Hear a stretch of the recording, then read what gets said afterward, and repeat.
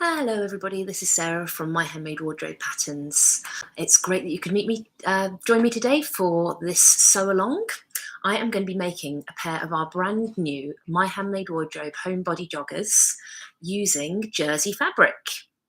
Jersey fabric, but isn't this a pair of joggers designed to be made out of sweat fabric? Well, yes, but I'm going to show you how you can make them for summer in jersey fabric and how you can, instead of using the cuff, swap that out for some shearing elastic for a really pretty, festivally, beachy kind of style that's going to be so comfortable to wear. Now, when I first started planning these, I was going to make them in a plain, probably in a Ponte Roma. And actually, as I started developing the idea, I realised that shearing wouldn't work so well on a double layer of Ponte Roma, and the hem will work best if it's turned up. Double. So I got my thinking cap on and thought, I really fancy some viscose jersey joggers. Just like really nice casual trousers to wear around the house and in the garden and when I go on holiday, hopefully. Yes, those still are a thing. Brilliant for camping. I'm thinking I'd be able to sling these on when I need to get up in the middle of the night and go out to the loo.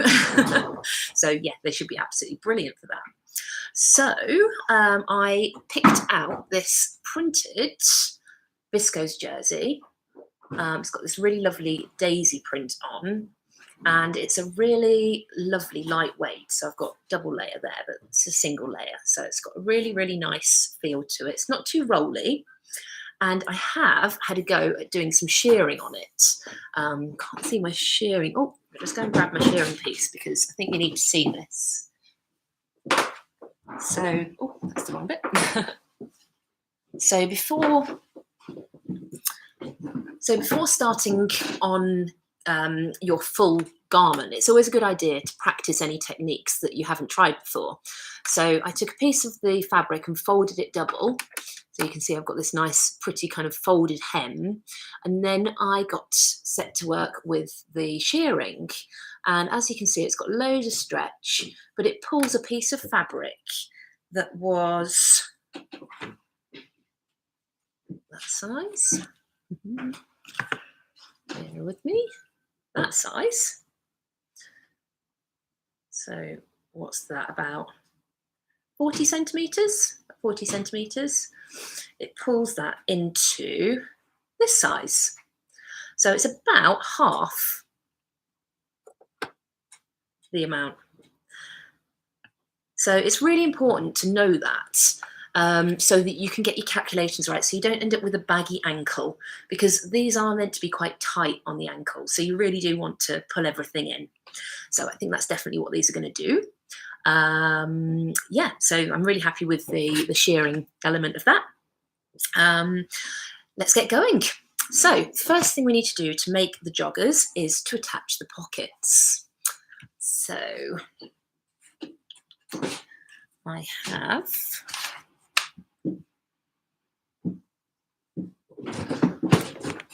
got my front legs here, and I've applied my interfacing to the pocket edge. So just a little bit of lightweight interfacing, because we're using a lightweight viscose fabric.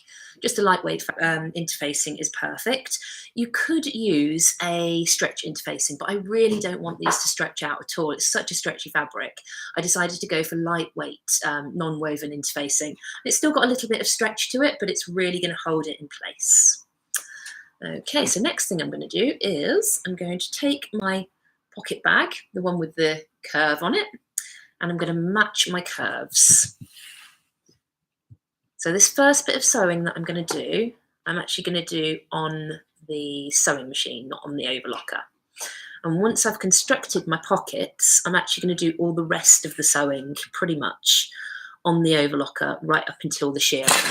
So just to give you an idea of how to get prepared for if you're going to be sewing these.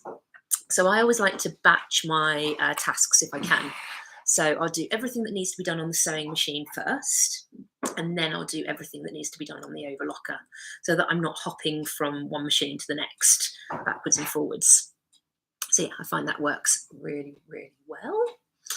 I also try to batch my ironing as well, because yeah, just again, I'm just a bit lazy really, but I like to think of it as efficient.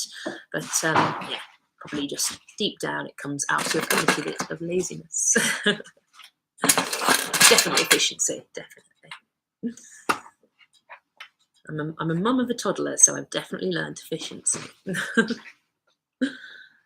My favourite top mum efficiency tips is whilst you're waiting for the pasta to cook, make yourself a cup of tea. Right, so my sewing machine set up. I have set it to a stretch stitch because I am sewing with stretchy fabric. I've got a ballpoint needle in my machine and I've set it up with black thread. Now I'm going to be sewing with a 1.5 centimetre seam allowance throughout because that's what the instructions tell us to do. So just going to start stitching on there. Just checking that nothing is stretching out as I'm sewing. It is so easy for this fabric to stretch out, so it's a really, really good idea to do all your prep work, putting your interfacing on, making sure you've tested your stretch stitch before you start sewing. And I'm just keeping a real good eye on nothing moving too much, because it really can on this fabric. I've got a tiny bit of movement. I think I'll be okay with that.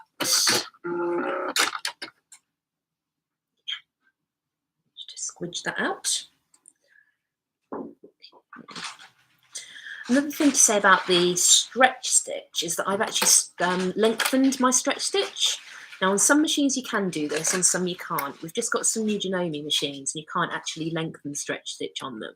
But if you can, it's a good idea to have a think about or practice, have a play around and see if lengthening the stitch will make your stitch not pucker quite as much.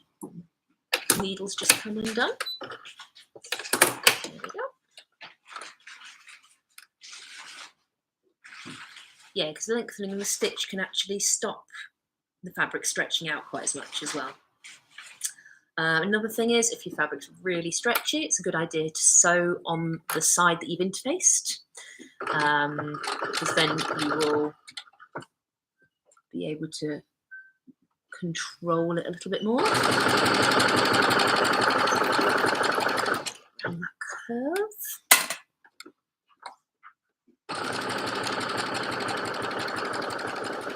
So yeah, sewing on the interfacing side is really helping me to keep everything all lined up, stop anything from stretching out. And you can see we've got a nice, neat curve there. So that's looking great. Okay, so the next thing I need to do is to attach my other pocket bag to the curved edge of the, sorry, my pocket facing to the curved edge of the pocket bag. So down there and find my pocket bags. Now I did consider making these out of a slightly thicker fabric because obviously lightweight fabric, you know, it's all a bit of a stretchy conundrum. I'm not going to say nightmare, conundrum. Yeah, and that can cause its own issues. But actually I decided not to, just to use the same fabric all the way through. Just really to keep things simple. So I'm just joining the pocket bags side seams.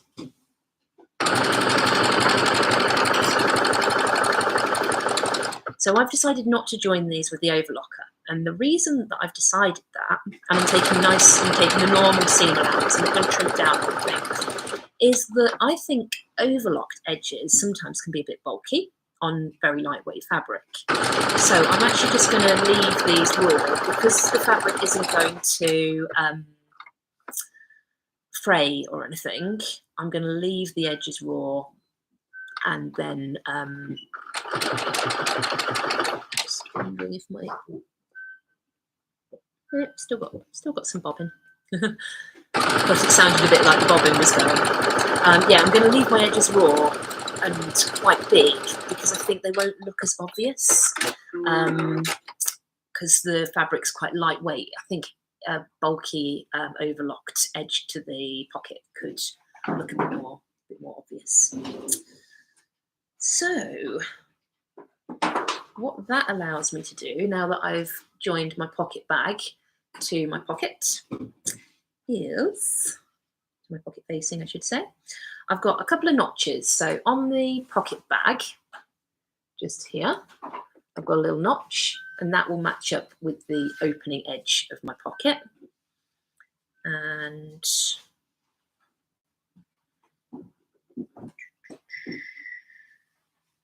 looking at where we are. That goes to there, that goes to there. Yes. Myself confused.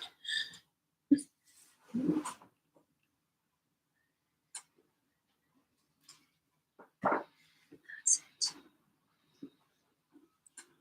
It's always strange working in a different fabric when you've been so used to using a particular fabric for a while. So pretty much everything that I've been sewing recently has been sweat fabric, and so I've got used to sweat fabric being quite it's quite forgiving, really. And of course slinky jersey fabric kind of has a different mind to it, so it needs different treatments. Now, one of the treatments that it needs, is that on the curved pocket edges, where the pocket bag is joined to the pocket leg, it actually just needs clipping into. So what I'm going to do is just snip in, and then I'll hold this up and show you what I'm doing. Okay. So I've spaced my clips about 1.5 to 2 centimeters apart, and that's what I've done, just clipped into that, and you can see that now lies really flat. And what that's going to allow me to do is to flip my pocket bag out and over, and then that finished edge is going to sit all nice and pretty and neat, which is exactly what I want. Because what I've decided to do for this, so you've got the option of either understitching on the pocket edge, or you can top stitch. So I'm going to top stitch this fairly close to the edge. So I'm going to go about 0.5 centimetre away. Just because, again, I think this fabric is so lightweight that I think if I don't top stitch, then what could happen is that the pocket bag could roll out, and that would be annoying, and it just would be constantly annoying as well. It wouldn't be like, oh, that's a bit annoying the first time, but it's like every time you wore it, it would be the one thing that would be niggling. So the other thing that leaving a bit of seam allowance on the pocket bag will do is add a bit of weight, and when you've got a pocket inside a lightweight slinky fabric, you kind of need the pocket to be a bit heavier than the outer fabric. And if you're using the same fabric, that can be a bit tricky to do. So if you can add a little bit of weight by leaving the seam allowance is quite big, then it just anchors it down, basically. Okay, so we've got a nice stitched edge, top stitched pocket opening. That's looking lovely.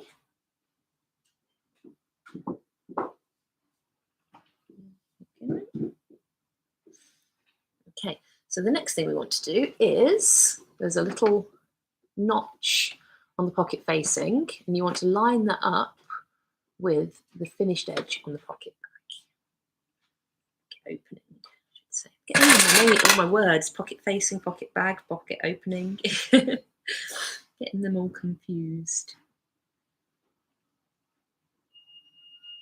But yeah, all this bit so far is all in your instructions. So you get your full colour photo instructions when you buy the pattern, which you can buy from Crafty Sew&So. There's a PDF download. You can also choose to have the printed sheet sent to you as well. So that's a new service that we've just started offering, rather than doing printed patterns, because the costs of shipping and producing and all the bits and pieces that need to go into a printed pattern to make it like your traditional printed pattern that you'd expect to get. The costs were just going up and up, and the logistics of it were just getting more and more confusing. So we put it out to you guys, what do you want most? And it turns out the A0 sheet's the main thing, really. Some of you print your instructions on a normal printer. Some of you look at them on your Kindles or on your iPads or your laptops or even your phones. So by providing the PDF with the A0 copies, it just gives you that option to do with them what you will, what you would like. So what I'm doing now, I've lined up my pocket edge at the top and at the side of the front leg, and I'm just changing my stitch to a basting stitch, and I'm going to baste the pocket in place. And all that does is it just basically keeps everything together whilst we're doing all the overlocking, just to make sure that nothing goes walkies and nothing stretches out. It's just going to make our lives a lot easier, basically. And I go all the way to the end. So I've gone all the way along that top edge, got the pocket opening there, gone all the way along the top edge and stitched right to the end. And then I'm going to do the same on the side leg seam.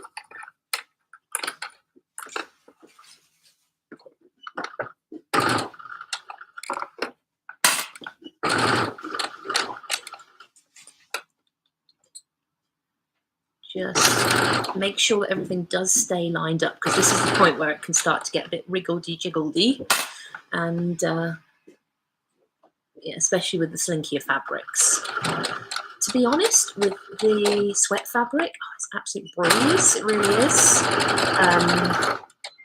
Yeah, making these in sweat fabrics, I don't know whether you saw a couple of weeks ago, before the latest COVID wave hit us all here at the Crafty Studio.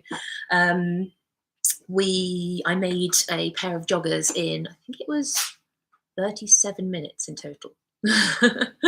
I wonder whether any of you have would like to take me on for that record. I'd be very keen to have another go, because I need as many pairs of joggers as I possibly can. Maybe we could do a sew-off together. So yes, that was in the jersey sweat fabric. So yeah, that was super fast. So right, we have our pocket in place, pocket opening there, wonderful. And what I'm going to do today is I'm actually just doing one leg to show you what the techniques basically. And then I'm going to make up the other leg, and then I'm going to join them at the centre. So I won't be going into attaching the waistband, but that's all in the instructions, really, really nice and clear. And you can also look back on previous sew-alongs to make sure you know how to attach that. So the next thing that I'm going to do, and this is going a little bit off-piste on the instructions, I'm going to join the outside leg. Sorry, the front and back at the outside leg. So this is all to do with the shearing.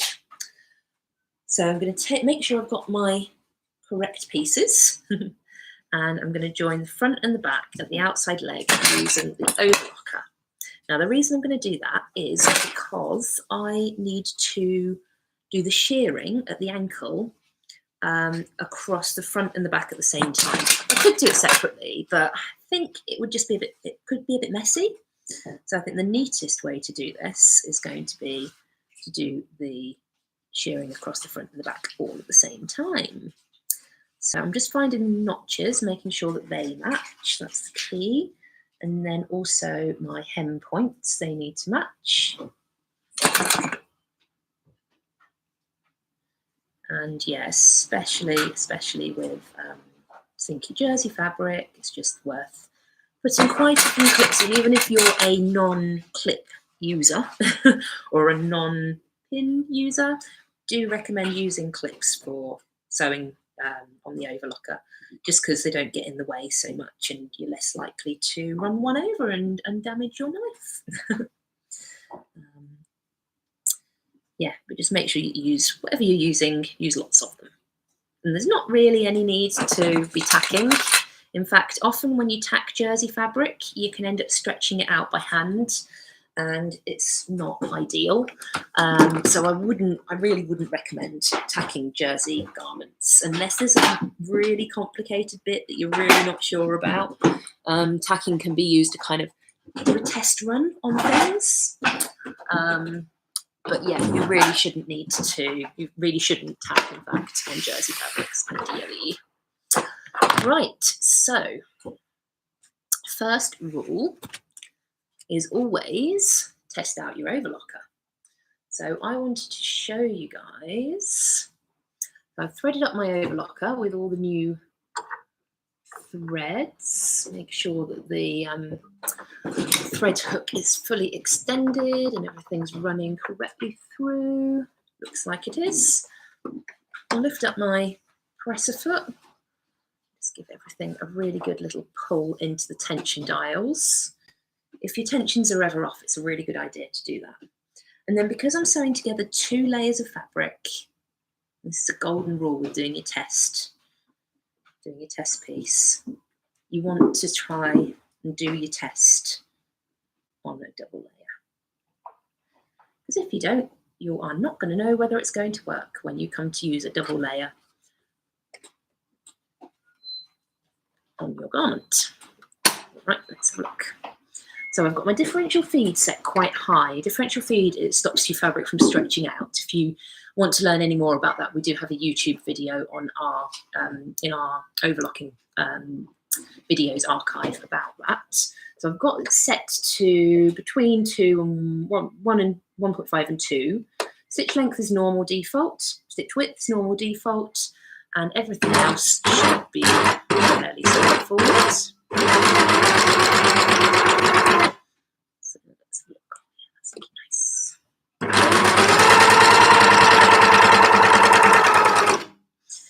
These new Genome overlockers that we've got are a little bit quieter than the old ones, so you might be able to actually hear what I'm saying. I speak up a bit. Right, so that looks like it is pulling a little bit. It's a little bit tight, so I'm actually going to reduce my differential feed down to 1.5. I'm also going to lift up my presser foot. Now, this is something that we've learned recently, is that whenever you're doing any adjustments, you really should lift up your presser foot to release all the tensions. So you're releasing the tensions, you are changing the differential feed. If you're doing anything to do with the tension dials, you would need to lift. So I'm just going to run this through again and have a little check. It's all looking nice.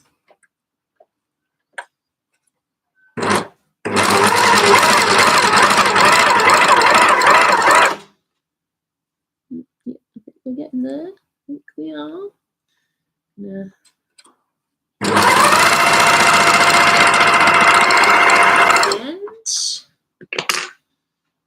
Okay, so yeah, we're getting there. There's a good bit of stretch to that. I would say in terms of differential feed, it's looking great.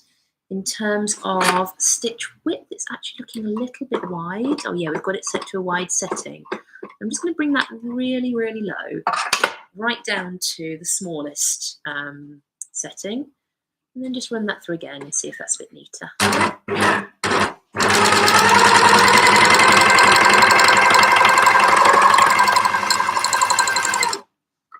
I think that's looking very beautiful. There we go. So that's really worth doing because kind of that's where we were before. It was a bit tight, a bit puckery, not quite right. And then we've adjusted and played around with the tensions and the differential feed and the stitch width. And it's now looking great. It's nice and stretchy, got plenty of return, but it's not going to pucker up or anything as we go through. Right.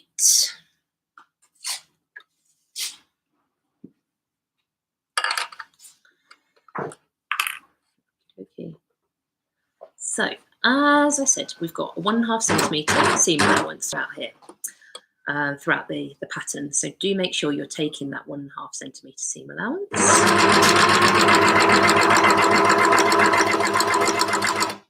Now, I'm not a whizzer when it comes to the overlocker. I like to go a bit slowly, steady, partly so that you guys can hear me, but also just so that I can check what's going on the underneath. So you'll see as I'm overlocking, I'm just kind of like tickling the fabric slightly. I want to feel whether I've got any layers that shouldn't be there, anything that's just a bit untoward.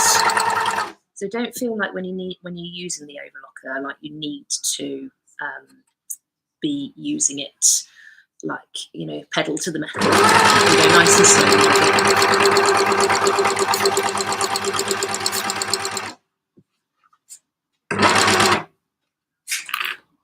And just, you know, take a bit of time to check the stitches, see how everything's going as you're going through.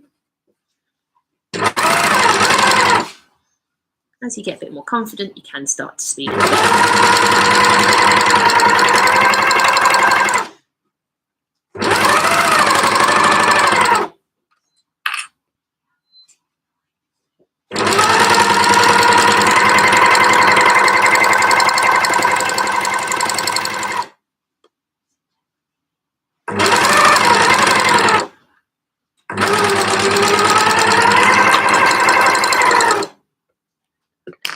Okay, so there we have it. Our seam is joined. Not looking too tight or too puckered. There's no banana seam going on, so it's looking really nice. And that's really important with viscose jersey. You really don't want it looking kind of all wavy and or even puckered going the other way. Right, so now looking at the hem, we have our front and our back joined, like so. So top of the trousers is down here. I'm looking at the hem at the moment. So what I want to do first is turn up 10 centimetres. So I added 20 centimetres onto the length of the leg to create roughly 10 centimetres of cuff. Because we're going to fold it over and then we're going to shear the folded panel. So what I need to do is say goodbye to Mrs. Overlocker for now and just pop this down on the table. It's really important to get this even because, of course, if you don't get it even, then you're going to end up with one cuff longer than the other. So I'm just going to grab my tape measure and measure out 10 centimetres. So I was a little over generous with my guesstimate there.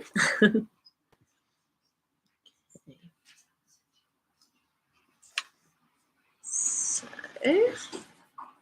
we've got our 10 centimetres. Yep, 10 centimetres. And then I'm just going to pop a pin through. Because we're going back to the sewing machine, I can just pop a pin through the centre there. I realise that's off your screen, but there is right in the middle, along the joining seam of the back and the front. And then I'm also just going to just double check that measurement, eyeballing it. It looks like it's about 10 centimetres at the side. Yep, 10 centimetres. And then on the other side again. Oh, that's slightly over, so let's get that nice and straight. Because you're going to be joining one side to the other, obviously, so you're going to need to make sure that your seam is the same. So your hem is the same. So what I'm going to do next is I'm going to hold this up. I don't want anything to go too skew with when I hold it up, but hopefully it won't. Right, so I've turned up my 10 centimetre hem and pinned it, turned that to the wrong side of the fabric. I'm going to base stitch all along the top here, just to hold it in place. So I'm going to do that on the sewing machine, and then I'm going to show you how to set up your machine for shearing, which is really fun, especially on jersey fabric. Absolutely love it. So I've got my normal thread in from doing my pocket bags, and I've still got my machine set on my base stitch actually. If you haven't, you need to change that over, and you could overlock this top edge of the hem, but I'm not going to. Again, my fabric isn't going to fray too much, so it's not going to fray at all, so I'm not going to worry too much about that. And yeah, I'm just going to baste all the way along this hem. Just taking it nice and slowly to begin with. And then as I get into my stride, I'm trying to keep the weight of the fabric on the table so it doesn't stretch anything out. So especially at this point, there's a really good chance of things getting stretched all out of proportion.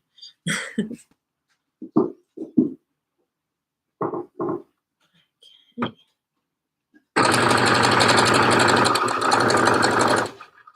Getting very excited about things already. I love it when you're halfway through a project and you get excited about it. Okay, so what I've done is I have just basted that hem up. So that's just going to keep it there, keep it where we want it to be. And that's going to be fantastic. Okay, so next we need to set up our sewing machine for shearing. Okay, so I've taken my bobbin out and I have hand wound a bobbin. Now, there's many schools of thought about how you should wind the bobbin. I've always found that winding it on with just a little bit of tension is enough. Some people wind it really, really tight. Some people wind it just normally, like they would if they were winding regular non-stretch thread. But the key is that you do have to hand wind it. You can't use your bobbin winder on your machine for this. It just isn't going to work. It's going to wind the bobbin on too tight and too, basically just too tight. And yeah, it's not going to work. It's going to get stuck in the mechanism as well. So always hand wind. And then, now my machine has a little function where you can start sewing without bringing the thread up. But when using the shearing elastic, you have to bring the thread up no matter what machine you're using. So I'm just going to put my bobbin thread into the mechanism as normal. Put the lid on. And then I'm going to go back to the old school like I have to when I'm using my vintage Singer machine and just bring the needle down and bring the elastic up. And I need to make sure that it's definitely set in place. Now, if I give this elastic a bit of a pull, I can feel it's just running straight through. So that hasn't set properly. So I'm going to take it out. I love it when the right things go wrong so you can show people things.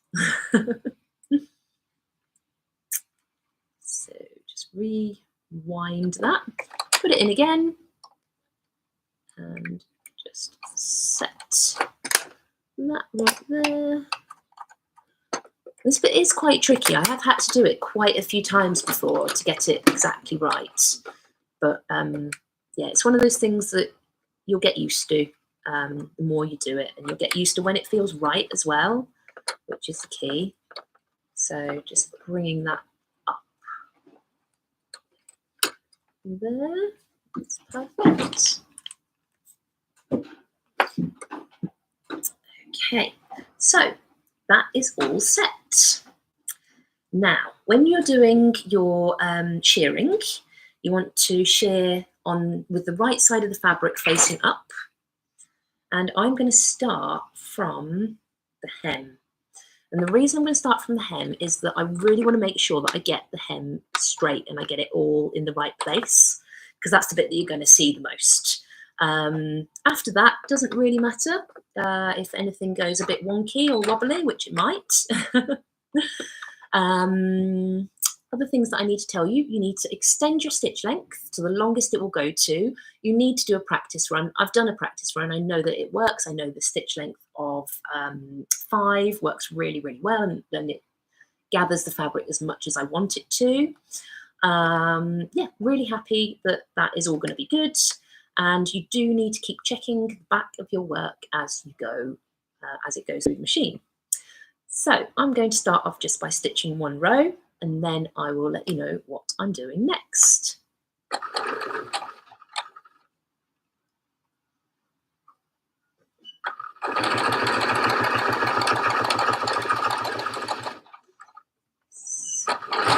So, When you get to about halfway, it's worth just having a little check to see if it's shearing, and it is. This is my happy shearing face. And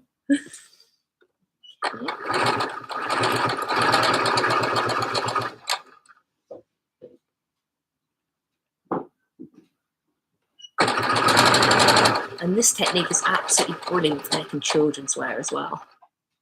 Really quickly. But stretch to fit them and grow.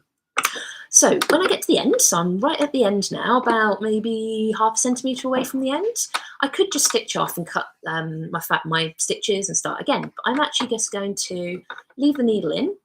I'm then going to stitch up about 3 stitches. And I'm going to turn my fabric round. And I'm going to carry on stitching. And what that does is it just gives it a really nice, neat finish. So as you're starting to stitch your next row, you're going to find that the fabric will be a bit puckered, obviously, hopefully, if it's worked. If it hasn't, go back and undo it and start again.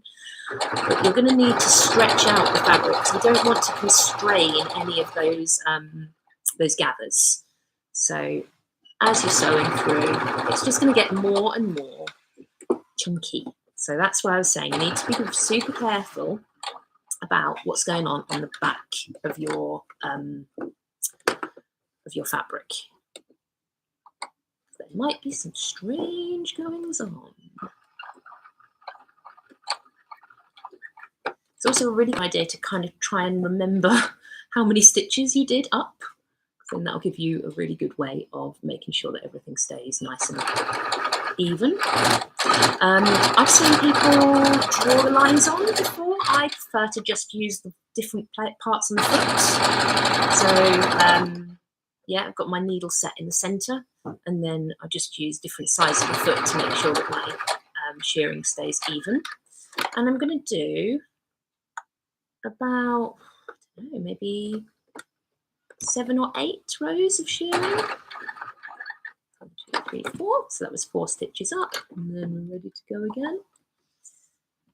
Again, make sure that that fabric just stays on the machine, so it's not dragging anything down.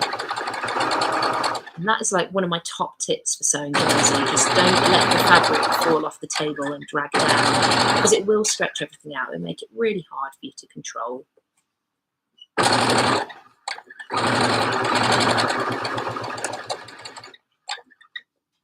Another top tip when you're trying this for the first time, use dark colours. That's what I've gone for, and yeah, it's looking very nice. But if it wasn't, you wouldn't be able to see it as much.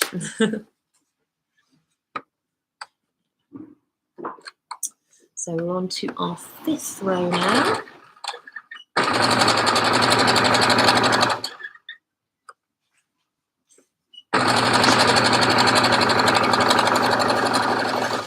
Now you might find that your sewing machine sounds a little squeaky. I don't know if you can hear mine slightly. But something weird about the shearing elastic makes the fabric squeak, which is not the fabric, sorry, the bobbin squeak, which is a little bit disconcerting if you're not expecting it. So that's why I thought I'd just mention it in case you're kind of thinking, wait a minute, why does it sound like there's a mouse in my machine?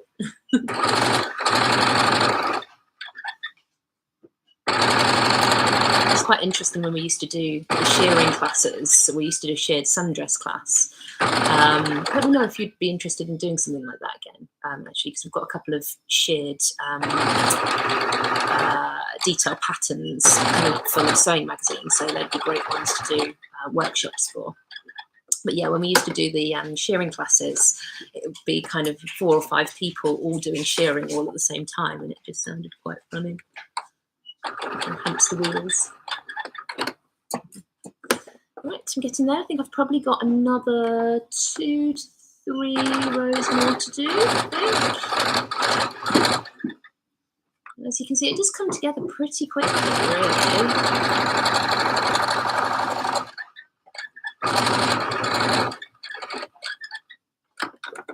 Squeak, squeak, squeak. And 1 bobbin of elastic should just about do my cuffs, but I'm probably going to need to wind another one, or use the one that I've got pre-wound for the other cuff. So yeah, that's just worth knowing and bearing in mind when you're hand winding your bobbin. It's probably a good idea to do maybe 2 or 3, depending on how much shearing you're actually doing, because it's very easy to kind of run out of it halfway through.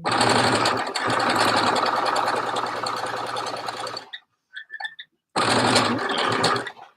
I think we are getting there. Maybe one more row. Yeah, I think I can squeeze in one more row. Now the first lot is quite easy, because obviously you've only got your you can do as many rows as you like. What's tricky is when you come to do your second ankle, and you want to try and make sure, ideally, that you have the same number of rows of shearing. So it might be at that point just worth maybe just making yourself some little markers or something on the edge of the fabric, or just not worrying about it too much, because it is going to be around your ankle and nobody's really going to see that down there, so just don't worry about it too much. Right, so when you've finished, if you've got a cutting button, don't use it. Just pull plenty of your elastic and your thread out, and make sure you've got a nice little tail there, because we don't want anything pulling back. And hopefully you can see there I've got a lovely sheared cuff. So that's going to look really nice, all joined together. So that I can show you a finished leg, I'm just going to whiz that through the overlocker, and you can see what that looks like.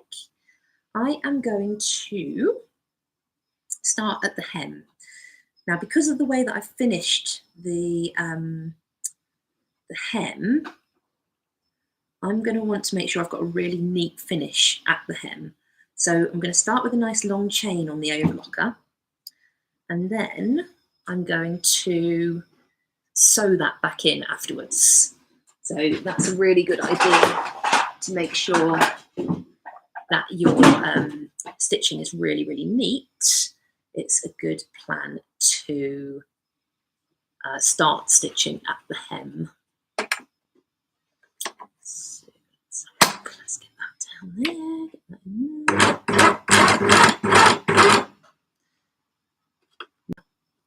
Because I have sewn these joggers quite a few times, and I know where the notches are, and I know what matches up, and you know, it's all quite familiar to me, I am not using any clips. But if you do this, if you're using the pattern for the first or second or even third time, use some clips just to clip those notches together and make sure that nothing stretches out.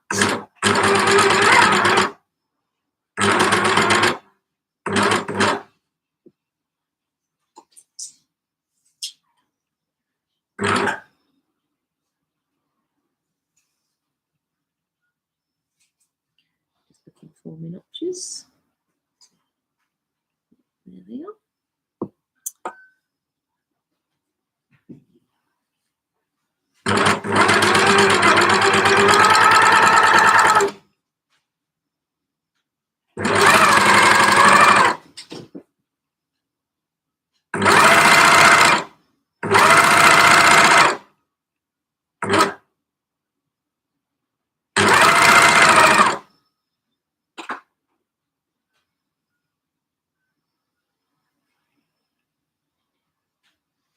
My edges, my notches. Okay.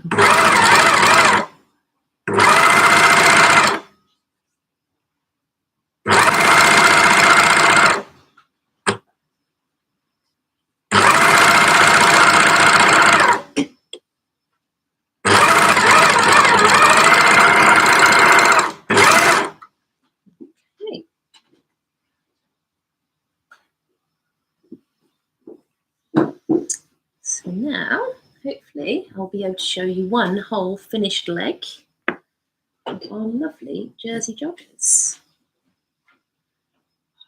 They've turned out just as well as I hoped they would. I love it when a project goes like that, especially when I'm live with you guys. So we've got the lovely pocket at the top. It'll be so comfortable. And then down at the bottom, we've got a nice little pulled in sheared ankle. And I think that's a really, really nice finish. I've made it quite deep, so it's got some real substance to it. But I think they're going to look so, so good. I'm going to go on my glamorous camping trip later on this year. I wish I could say I was going to a festival, but maybe next year. So yeah, all I've got to do is make up the other leg, attach it together as per the instructions, attach the waistband. We're not doing anything fancy with that, just exactly the same as the instructions, using your 38mm wide elastic. So it's got a really nice chunky waistband, and then put them on and feel amazingly comfortable. And pretty stylish too, I reckon. So I hope you've enjoyed joining me for this sew along. I will post some pictures over on our Instagram when I've finished these. In fact, we're having a photo shoot on Saturday. So I might just wait until then and get some sneaky behind the scenes snaps then and post them for you. Or if I just get a bit overexcited, I might just stick them on, wear them and take some photos and get them up. We'll see how excited I get. Probably pretty excited. So yeah, thank you very much for joining me. I hope you have a go at making some of the Homebody Joggers by My Handmade Wardrobe patterns. You can get the pattern from our Crafty Sew&So website as a download. And of course you can buy those add-on sheets as well. If you fancy making life really, really easy and having everything, having those posted to you, having everything digitally delivered to you straight away. So yeah, until next time, happy sewing.